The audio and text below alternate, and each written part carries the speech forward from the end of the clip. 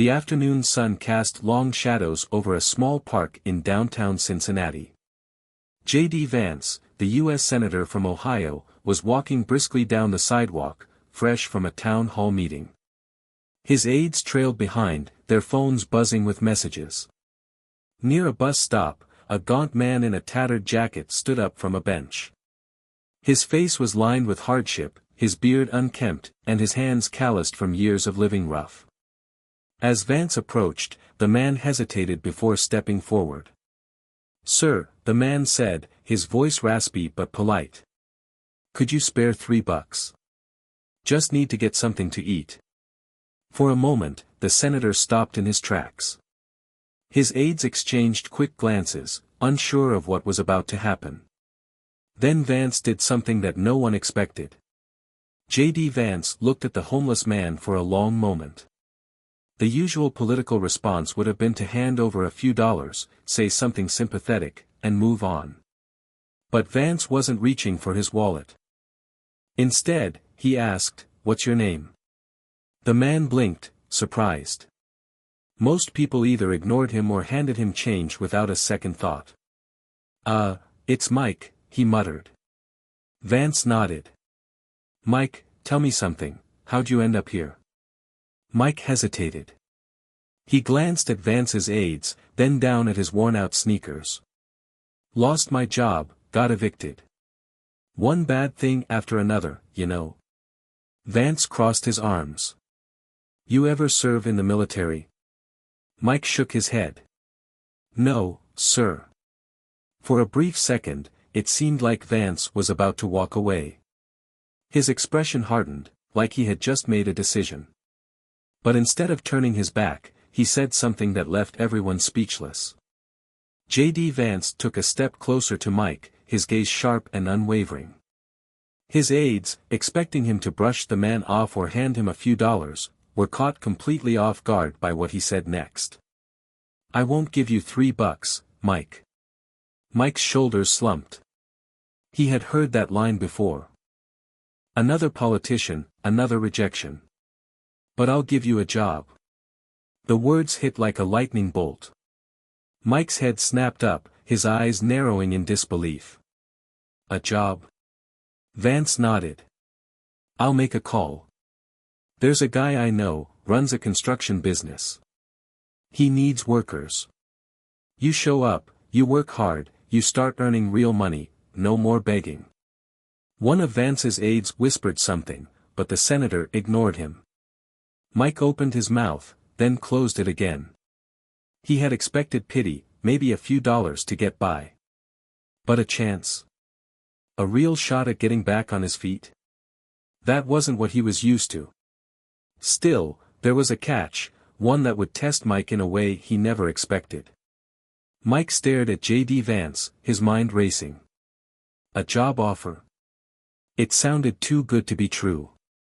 He'd heard promises before, empty words from politicians, from charities that never followed through. But something about Vance's tone was different. Still, doubt crept in. "You serious?" he asked, narrowing his eyes. Vance didn't flinch. "Dead serious. But it's not just a handout, Mike. You show up sober, you show up on time, and you put in the work. No excuses." Mike swallowed hard. Sober. That was the catch. He shifted uncomfortably, rubbing his arms. He wasn't a hardcore addict, but alcohol had been his crutch for years. Could he really just drop it? One of Vance's aides leaned in. "Sir, we have to get going," Vance ignored him. "I'll make the call right now." "You in or out?"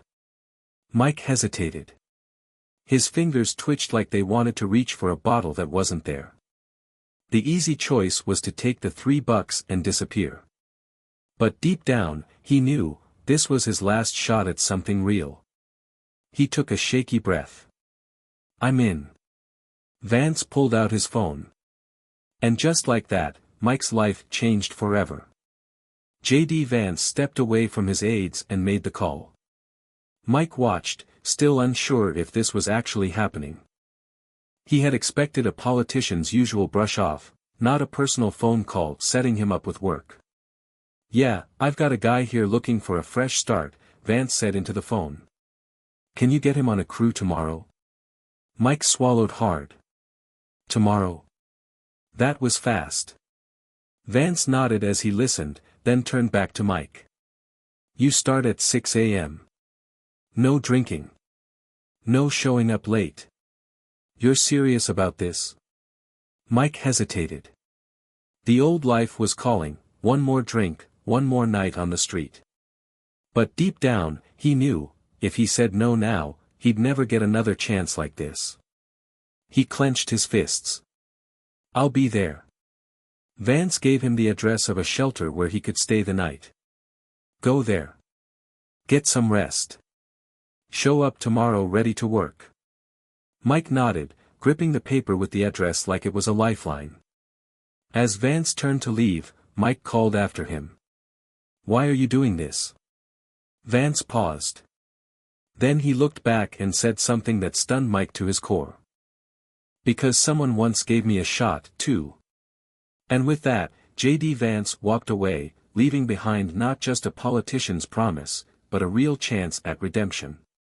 The early morning sun peeked over the skyline of Cincinnati, casting long shadows on a construction site buzzing with activity. Workers in hard hats moved with purpose, the sound of drills and hammers filling the air. Among them was Mike. His beard was trimmed, his clothes no longer ragged, and his face, though still lined with hardship, had a new determination. He wiped sweat from his brow and took a deep breath. 6 months. 6 months since that day in the park. 6 months since J.D. Vance had given him a choice, stay lost or fight back. And he had fought. The first few weeks had been brutal. Waking up at 5 a.m., forcing himself to stay sober, proving he could show up and work hard. The foreman, the one Vance had called that day, had been tough but fair. "You screw up, you're out," he had warned. But Mike hadn't screwed up. He had kept his head down, worked harder than he ever had before, and little by little, his life started to rebuild itself. He saved his first paycheck. Then another. Then another. After 2 months, he moved out of the shelter and into a small rented room. No more begging. No more streets. And now, 6 months later, he was still standing. That afternoon, during his break, he pulled out his phone, the same cheap flip phone the shelter had helped him get. He scrolled through his contacts and found a name he never thought he'd have saved. J.D. Vance. He hesitated. Would the senator even remember him? Did it even matter? After a deep breath, he typed out a simple message, 6 months sober. Still working. Thank you. He hit send. A few minutes later, his phone buzzed. He looked down and saw a reply. Proud of you. Keep going. Mike smiled. Then, as the foreman called the workers back, he stood up, put his hard hat back on, and got back to work, no longer homeless, no longer lost, but a man rebuilding his life. A year had passed since the day Mike asked J.D. Vance for $3. It was a cold autumn afternoon, and Mike found himself back in the very same park where everything had changed. This time, he wasn't sitting on a bench with an empty stomach and nowhere to go. He was wearing a clean work jacket, his boots worn from labor, but sturdy. He had just finished another long day at the construction site. As he sipped a cup of coffee from a small diner nearby, he noticed a younger man sitting on the same bench where he himself had once slumped. The guy looked rough, torn hoodie, shaking hands, the unmistakable weight of hard times pressing down on him. Mike watched as a businessman in a suit passed by, the younger man muttering something in his direction. The businessman ignored him, walking faster. Mike sighed. He knew that feeling. After a moment of hesitation, he got up and walked over. You all right, man? Mike asked. The young man looked up, surprised that anyone had even acknowledged him. Just trying to get a couple bucks for food, he mumbled. Mike took a deep breath, remembering the words that had been said to him a year ago. Then, with a small smile, he said, "I won't give you $3, but I'll give you a job." The young man blinked, caught off guard. Mike reached into his pocket and pulled out his phone. "I know a guy." Mike sat across from the young man in the diner, the smell of fresh coffee and fried eggs filling the air. He had bought the guy a meal, not a handout, but a start. The kid, who introduced himself as Ricky, tore into his food like he hadn't eaten in days. Maybe he hadn't. Mike knew that hunger well. "So, you serious about work?" Mike asked, watching him closely. Ricky paused mid-bite. He glanced up, skeptical. "I mean, I dunno, man. Ain't worked in a while." Mike leaned back. "Yeah. Neither had I, till someone gave me a shot." Ricky smirked, shaking his head. "And now you're, what, a success story?" Mike chuckled. "Nah. Just a guy who stopped making excuses." Ricky stared at his plate, silent. Then, after a moment, he reached into his pocket. Mike tensed. Old instincts told him to be ready for anything. A weapon? A trick?